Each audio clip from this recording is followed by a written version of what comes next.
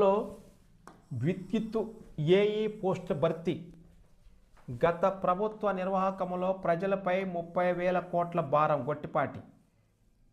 గత వైసీపీ ప్రభుత్వం విద్యుత్ వ్యవస్థను సర్వనాశనం చేసి సొంత అవసరాలకు వాడుకొని ప్రజలపై 30,000 కోట్ల ఆర్థిక భారం మోపిందని రాష్ట్ర విద్యుత్ శాఖ మంత్రి గొట్టిపాటి రవికుమార్ ఆరోపించారు.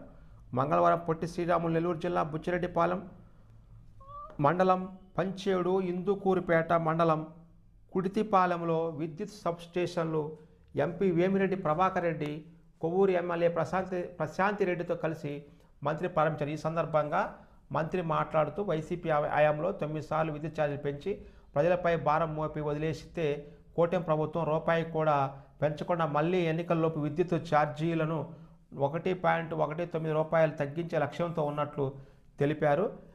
ఈ విద్యుత్ శాఖలో భారీగా ఏఈ ఉద్యోగాలను, ఇది మనకు కావాల్సింది, విద్యుత్ శాఖలో భారీగా ఏఈ ఉద్యోగాలను త్వరలో భర్తీ చేస్తామని చెప్పారు.